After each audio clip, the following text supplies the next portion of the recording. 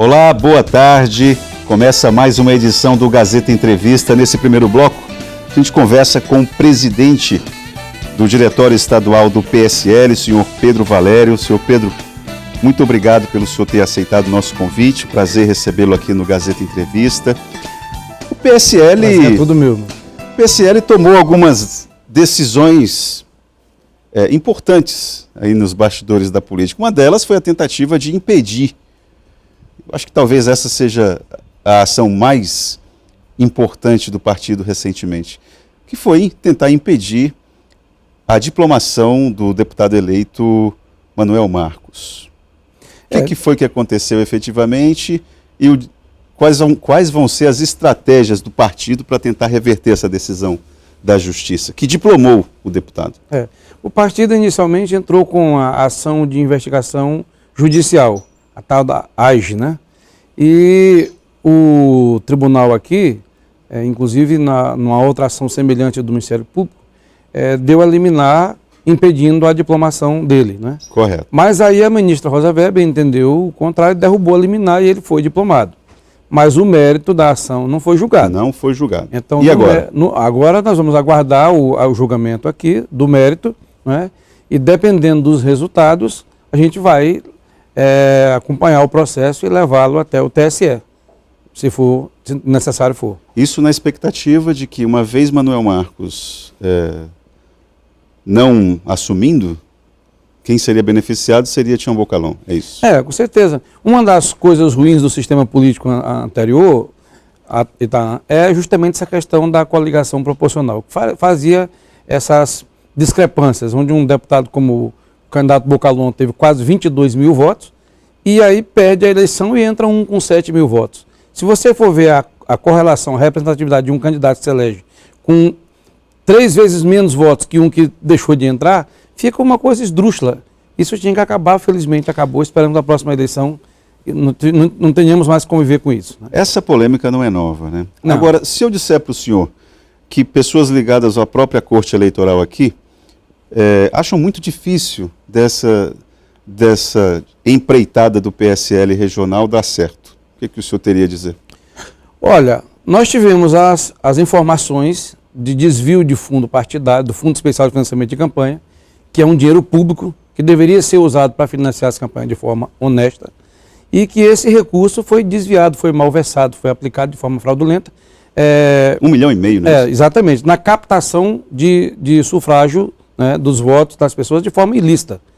Então, nós do PSL que pautamos a nossa conduta pela legalidade, pelo que é correto, nós entramos na Justiça pedindo à Justiça que casse o registro dessa candidatura e, não entendendo que seja o caso de caçar o registro, casse o mandato desse parlamentar que se elegeu, segundo informações divulgadas na imprensa e que nós temos de posse com os nossos advogados, cometeram esse tipo de delito eleitoral. O Ministério Público também tem esse entendimento e trabalha para que a justiça, no entendimento do Ministério Público, seja feita com esse viés que o senhor está falando aí. Mas a situação, insisto, qual vai ser a estratégia, portanto, do PSL? Municiar mais ainda o Ministério Público com informações, provocar fatos? Não, você tem um momento certo para instruir o processo. O processo foi bem instruído, foi tão bem instruído que a Justiça do Acre, né, ao contrário do que você mencionou, acatou o nosso pedido, né? Se houve a cassação da liminar lá na instância superior, que é o TSE, não nos cabe discutir, né, o entendimento da ministra presidente do TSE, lá em Brasília. Nos cabe, então, aguardar o julgamento do mérito, porque o que é a cassação da liminar? A liminar garantia que ele não fosse diplomado e, por consequência, não fosse empossado.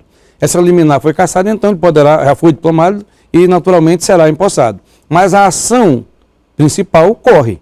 E no julgamento do mérito nós temos certeza que, se houver justiça nesse país, ele não logrará êxito e a vaga será do PSL e, com certeza, do Bocalhon, que foi o nosso candidato mais votado. Para além dessa agenda, o que o PSL entende como estratégico para o partido agora na gestão de Bolsonaro? Olha, o advento Bolsonaro, a eleição de Bolsonaro, ela é um marco divisor na política do Brasil. Se você imaginar, há 2 anos atrás, que um candidato ia se eleger usando um smartphone, alguém riria se alguém fizesse essa afirmação. Então, o Bolsonaro, ele quebrou literalmente o sistema político do Brasil. A prática política de fazer o toma lá da cá, a compra de votos, a compra de mandatos através de esquemas milionários, o povo mandou um recado claro nas urnas. Isso não vai mais continuar acontecendo. Mas a rotina de governo está bem complicada também, não é? É porque você está chegando numa situação... Vou pegar um exemplo do BNDES para você ter uma ideia. De 2008 a 2014, o BNDES pegou de recurso público e emprestou 716 bilhões de reais. Esse dinheiro foi para ditaduras comunistas, da Cuba, de Venezuela e outros países, entendeu? Então, veja bem, era assim que era tratado o dinheiro do nosso contribuinte. Hoje, no governo de Jair Bolsonaro, isso não vai acontecer. Está começando a despertar na população brasileira um sentimento de que vale a pena governar com honestidade, vale a pena ser honesto na política, vale a pena investir nos mais pobres e fazer um combate permanente à corrupção, que era o câncer maior desse país. O senhor lembrou bem o BNDES. Quem vai presidir o BNDES era um ex-ministro da Fazenda do governo de Dilma. Ora, se Bolsonaro chegou ao poder com a ideia de mudar a prática política, por que pegar um personagem antigo, então? É uma explicação muito simples. Joaquim Levy foi guindado ao cargo de ministro da Fazenda no governo Dilma e praticamente foi escorraçado. Porque tudo que ele pregoava de um Estado pequeno, eficiente, né, com rigidez na aplicação dos recursos públicos, né, tudo isso aí foi derrubado pela tese esquerdista de um Estado perdulário, gigante, gastador, que está provado que não funciona. Não funcionou no Brasil, não funcionou aqui no Acre, e o resultado que nós temos é esse. Inclusive, eu queria aproveitar a oportunidade para te dizer que nós estamos advogando junto à direção do partido e ao governo Bolsonaro, que o governo, os órgãos do governo federal aqui no Acre trabalhem em sintonia com o governo do Estado. Porque a situação do Acre aqui é uma situação muito difícil. O Acre foi vilipendiado, o Acre foi dinamitado por esses 20 anos de florestania. De que forma essa parceria vai se concretizar? Olha, por exemplo, a visão nossa é de que o Estado tem que servir o cidadão e não o cidadão servir o Estado. Nesse sentido, por exemplo, você vê a indústria das multas do IBAMA, a prática do que foi transformado a questão ambiental no nosso país e no nosso Estado. Você pega um produtor que tem uma propriedade que vale 40 mil, toma uma multa de 120 mil, 200 mil, como é que ele vai pagar essa multa? 2, 3 vezes o valor da própria propriedade. Para onde é que um homem desse vai? Por exemplo, qual foi o investimento que foi feito na malha viária do nosso Estado? Não é? Como você sabe, eu sou um pequeno produtor rural. Ali em Rondônia, eles estão produzindo um tambaqui de 3 quilos com 6 meses. Eu levo 1 ano para produzir um tambaqui de 2 meses com muita dificuldade. De 2 quilos? De 2 quilos, perdão, com muita dificuldade. Por quê? Porque eu não tenho assistência técnica, eu não tenho assessoramento do governo. O governo daqui foi um governo que tentou ser um governo empresário, comprando participação em empresas para competir com a iniciativa privada. E todos sabemos que o governo não tem vocação empresarial. O governo intervir no mercado, no livre mercado, é um erro. Nós do PSL, nós defendemos o quê? Como princípio principal, o direito à propriedade. E quando a iniciativa privada não tem tanta iniciativa assim? Olha, eu discordo de você. A iniciativa privada do Acre tem muita iniciativa sim. O problema é justamente essa situação que foi imposta sobre os produtores do Acre. Você encontrava fazendeiros, pecuaristas desanimados. Não queriam investir. Por quê? Qualquer multa que ele tomasse ali ia ser transformado num processo criminal. Uma multa, às vezes, de R$1.000, de R$500, de R$2.000, de R$3.000, pode ser transformada num processo criminal. Ninguém gosta de responder processo. Então, houve um equívoco muito grande, né, das pessoas em relação à questão ambiental e à questão indígena. Né? Você pode ver a questão indígena, por exemplo. Nós temos aquela reserva, que me falha o nome agora, que começa lá em Roraima e vem parar na Cabeça do Cachorro e no Amazonas. O nosso general Augusto Heleno, que hoje é ministro de Estado, disse que numa missão lá, ele encontrou índios com fome. Índios com fome, morrendo por inanição e o mais estranho, índio que não sabia falar português, mas sabia falar inglês. Entendeu? Então, isso é o equívoco. Foram os erros que levaram o nosso país a essa situação. Mas quando o senhor lembra essa entrevista do general Heleno, essa situação Yanomami, o nome de ter índio da etnia Yanomami, né? Isso, exatamente. A situação de ter índio com fome, mesmo eles estando num espaço de reserva, já é uma consequência da nossa ação, não é? Não é uma, digamos, entre aspas, incompetência dos índios por eles estarem com fome. Uma ingerência do governo. A maioria das nossas reservas, como você viu dizendo na entrevista, foram instaladas na faixa de fronteira, em cima de enormes riquezas minerais, que poderiam estar sendo exploradas. Essa riqueza debaixo do subsolo, sem servir a ninguém, interessa a quem? Ao Brasil? Ao povo brasileiro? Não. Essa riqueza lá, inativa, inutilizada, ela só serve aos interesses internacionais. Então a nossa soberania é frontalmente vilipendiada numa situação dessa. A questão indígena, sendo agora conduzida pelo Ministério da Agricultura, no seu entendimento, portanto, representa um avanço e não um atraso. O Ministério da Agricultura ficou com a parte da demarcação. Né? Já saiu da agenda do governo federal, desde Dilma Rousseff já não estava mais. Né? Exatamente. Agora, mas quem vai continuar cuidando da FUNAI, né, é o Ministério do Desenvolvimento Humano lá com a... Mas, seu Pedro, o senhor acha que é interesse para o Ministério da Agricultura cuidar de demarcação de terra indígena? Olha, a questão é que a nova vocação, aliás, a principal vocação do governo Bolsonaro está em dois focos. Na economia, não é? Aliás, são três. Na economia, o combate à violência, e aí entra a corrupção junto, e a questão do agronegócio. Porque, Itaã, um país, um estado que não produz o que come, não vai para frente. Entendeu? Um estado que não produz o que come, não vai para frente. Nenhuma riqueza pode advir que não seja do trabalho. E investir na produção é o melhor investimento. Então, o governo tem que sair do caminho do produtor, tem que destravar esse setor para que esse setor alavanque. Esse assunto, tanto é simbólico que seja discutido aqui no Acre, porque eu me lembro que Bolsonaro, ainda na condição de candidato, falou aqui no Acre, cercado por índios, de que defenderia a ideia da venda das terras indígenas, caso as comunidades assim quisessem.